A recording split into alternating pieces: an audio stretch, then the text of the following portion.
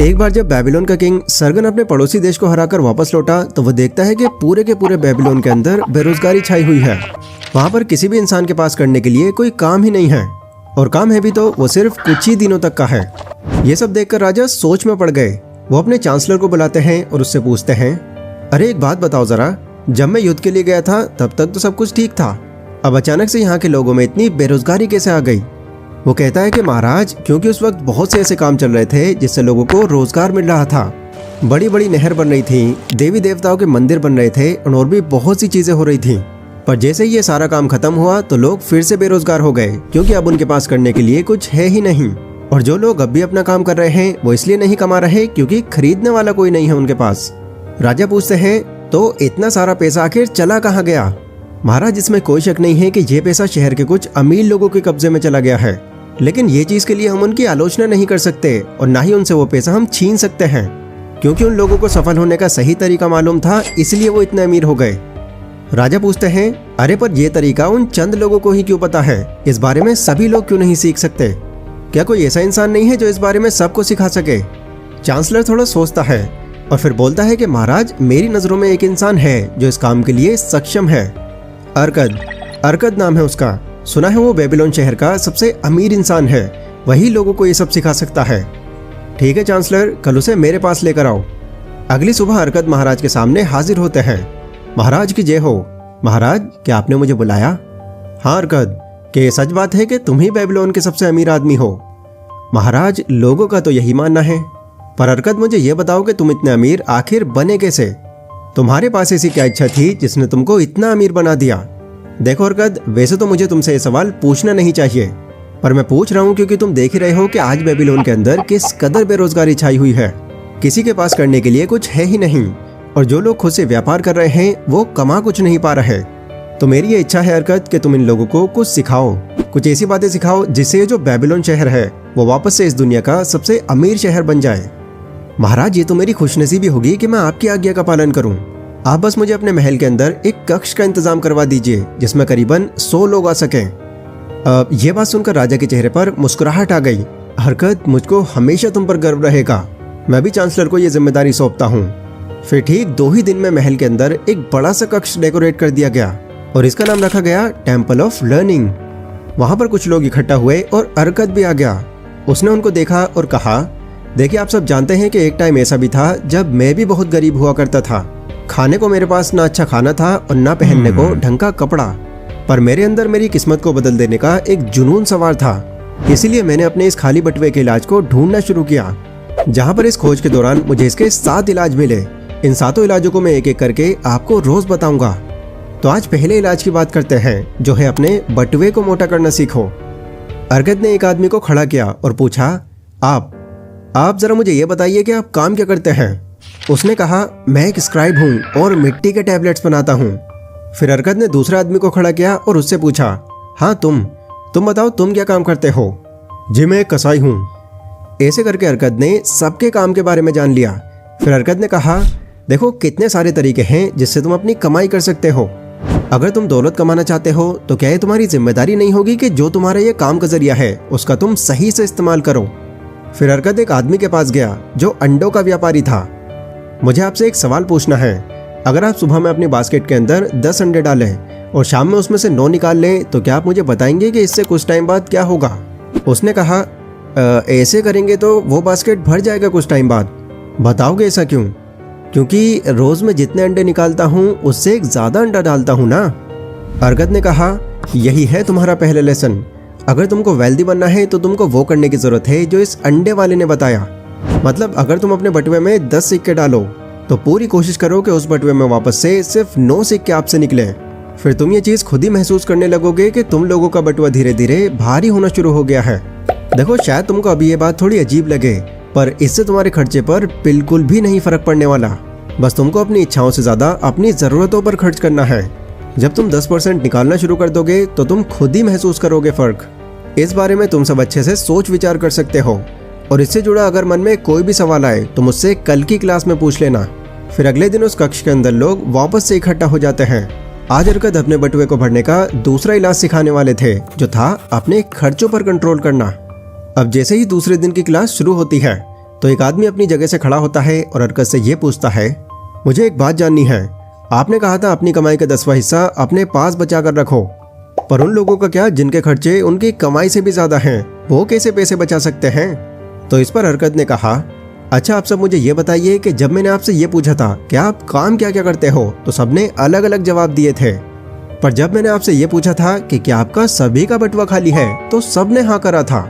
जबकि आप सबको भी पता है कि कोई भी इंसान यहाँ पर एक जैसा नहीं कमाता, कोई कम कमाता है तो कोई ज्यादा, पर सबका पैसा एक साथ इसलिए खत्म होता है क्योंकि लोग जितना कमाते हैं उसी हिसाब से फिर वो अपने खर्चे भी बनाने लग जाते हैं, और करते करते वो अपनी जरूरतों से ज्यादा अपनी इच्छाओं पर चले जाते हैं।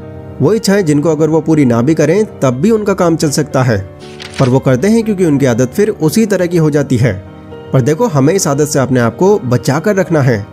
हमें कोशिश करनी है कि हम जो भी खर्च करें वो हम अपनी ज़रूरतों पर ही करें, और फिर तुम खुद में फ़र्क देखना, तुम सबके बटुए में पैसा बचना शुरू हो जाएगा।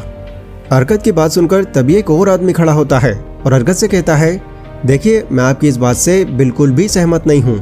हम सब आज़ाद लोग हैं, हमें पूरी आज़ादी है कि हम जो मर्जी चाहें उस चीज़ का मजा लें जो कि हमारा अधिकार भी है, और आप ये बजट बनाने की बात करके हमसे ये अधिकार छीनने की कोशिश कर रहे हो। माफ़ कीजिएगा, मैं इस बात का विरोध करता हूँ। तो हरकत ने कहा, अच्छा मुझे एक बात बताओ, अगर तुम रेगिस्तान के रास्ते से किसी दूर के सफ़र पर जा रहे हो तो उसकी तुम तैयारी कैसे करोगे ताकि तुमको आगे चलकर सफ़र पूरा करने में कोई परेशानी ना हो? क्या तुम सोना चांदी या हीरे जवाहरात लेकर जाओगे या खाना और ढेर सारा पानी लेकर जाओगे? बेशक मैं पानी लेकर जाऊंगा। क्यों पानी लेकर जाओगे तुम? क्योंकि पानी मेरी ज़रूरत है और ये आगे मेरे ज़रूर काम आएगा। तो हरकत ने कहा, हाँ तो अब तुमको इच्छा और ज़रूरत के बीच का फ़र्क समझ आया? हाँ मैं समझ गया, आपसे मैं अपनी इच्छाओं से ज़्यादा अपनी ज़रूरतों पर खर्च करूँगा। तो आज की क्लास में यहीं पर ख़त्म करना चाहता हूँ। अगले दिन मैं आपको अपना बटुआ भारी करने का तीसरा तरीका बताऊँगा। अब तीसरे दिन की क्लास शुरू होती है जिसका टॉपिक था अपने पैसों को और कैसे बढ़ाएं। हरकत कहता है, देखो मैंने आपको ये तो सिखा दिया कि अपने पैसों को आखिर बचाना कैसे है। अब आज मैं आपको ये सिखाऊंगा कि उन बचे हुए पैसों को तुम्हें बढ़ाना कैसे है।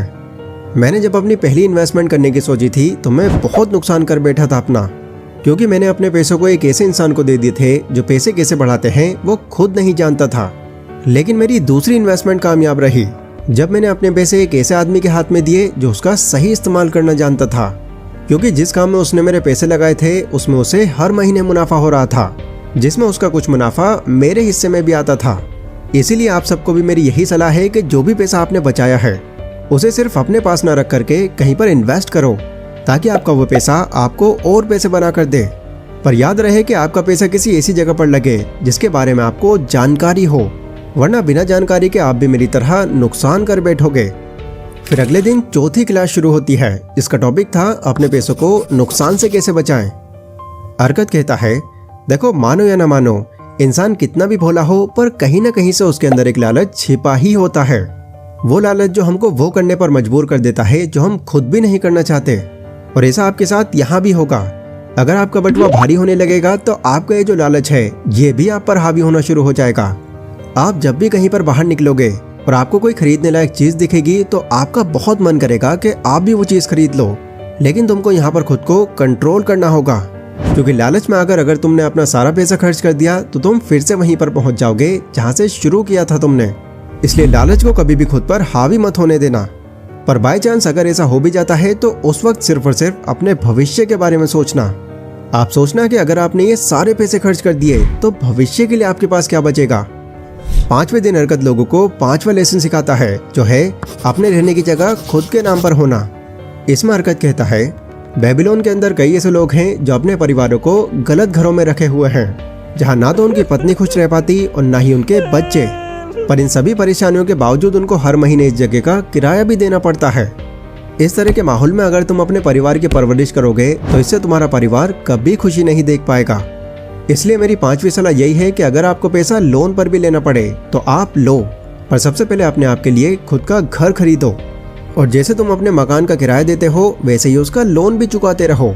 फिर धीरे धीरे जब आपका लोन चुकता हो जाएगा तो आपका वो जो घर है वो पूरी तरह से आपके नाम पर हो जाएगा, जहाँ पर आप भी खुश रहोगे और आपकी फैमिली भी।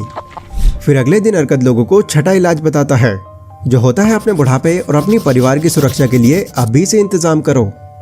हरकत कहता है, मैनसन नाम के एक मोची को जानता हूँ जिसने मुझे यह बताया था उसने पूरे 8 साल तक 2 सिक्के एक कर्ज लेने वाले के पास जमा कराए, जिसे जब उसने 8 साल बाद वापस लिया तो वो बहुत खुश हो गया देखकर, क्योंकि इतने सालों में उसके जमा किए हुए पैसे 1/4 के हिसाब से बढ़ने पर 2400 चांदी के सिक्के हो गए। तब मैंने उनको थोड़ा और समझाते हुए कहा, अगर तुम उनको वापस ना लेकर उनको ऐसे ही और बढ़ने दो तो 4 साल बाद वो कर्ज देने वाला तुमको 4150 सिक्के लौटाता और ये सिक्के तुम्हारे जिंदगी भर काम आते। इस बात के जरिए मैं आपको ये बताना चाह रहा हूँ कि देखो, ये बात हम सभी लोग जानते हैं कि इंसान का शरीर हमेशा एक जैसा नहीं रहता। एक टाइम ऐसा जरूर आता है जब उसके शरीर में ताकत कम होने लगती है और धीरे धीरे उम्र के साथ साथ वो और कम हो जाती है, और इस उम्र में आ जाने के बाद आपके अंदर कोई काम करने लायक भी ताकत नहीं बचती। इसीलिए जब तुम अपने कमाए हुए पैसों से थोड़े अमीर बनने लग जाओ तो उसमें से हर महीने कुछ पैसा अपनी इस उम्र के लिए भी बचा कर रखना, जहां जब तुम्हारा शरीर कोई काम करना बंद कर दे तब तुम अपने घर बैठे इसका इस्तेमाल कर सको, क्योंकि ये चीज़ तुम्हारे बुढ़ापे के साथ साथ तुम्हारे परिवार के भी बहुत काम आएगी। अब अगली यानी कि आखिरी क्लास में जो अर्गद लोगों को बताने वाला था वो था अपने काम करने की एबिलिटीज यानी कि क्षमता को बढ़ाना। अर्गद कहता है, देखो आज की क्लास में मैं आपके पैसों के बारे में नहीं बल्कि आपके बारे में बात करूंगा। अब तक मैंने आपको जितनी भी बातें बताई हैं मुझे पता है कि उन सभी बातों पर सिर्फ कुछ ही लोग अमल करेंगे और बाकी लोग 7 दिनों की इन बातों को एक मनोरंजन समझकर टाल देंगे। पर जो लोग अपने मन के अंदर ये ठान लेंगे कि नहीं अब ऐसा नहीं चलेगा, मैं अब और गरीबी वाली जिंदगी नहीं जीऊंगा, मैं पूरी कोशिश करूंगा और एक दिन अपने आप को अमीर बनाकर दिखाऊंगा, तो इस तरह के लोग अपने लक्ष्य को जल्दी पूरा कर पाएंगे। इसीलिए मैंने ये जितनी भी बातें अभी तक आपको बताई हैं उन सभी बातों का तभी कुछ फायदा होगा जब आपका अपने लक्ष्य को पूरा करने का एक मजबूत इरादा होगा। तो बताओ कौन कौन आज से ही अमीर बनने का पक्का इरादा करता है? तो इस पर वहां के जितने भी लोग थे उन सभी ने अपना हाथ खड़ा किया और फिर जैसे जैसे दिन बीतते गए वैसे वैसे वहां के लोग इस रास्ते पर चलकर अमीर बनते चले गए एंड बेबीलोन शहर एक बार फिर से अमीरों वाला शहर कहलाया जाने लगा। तो ये थी guys the richest man in Babylon book की एक क्विक समरी। अब वैसे तो ये बुक काफी पुराने टाइम पर सेट है, पर फिर भी इस बुक की बातें आज भी उतनी ही इफेक्टिव मानी जाती हैं जितना पहले के टाइम में मानी जाती थी, और डेफिनेटली अभी भी आपकी लाइफ को ग्रो करने में आपकी बहुत हेल्प करेंगी। अगर ये वीडियो आपको पसंद आई हो तो इसको लाइक और शेयर जरूर करें, एंड अगर आप अपने किसी टॉपिक पर कोई वीडियो चाहते हैं तो आप लोग मुझे कमेंट सेक्शन में बता सकते हैं। तो मिलते हैं अपनी अगली वीडियो में, तब तक के लिए stay safe, stay healthy, take care.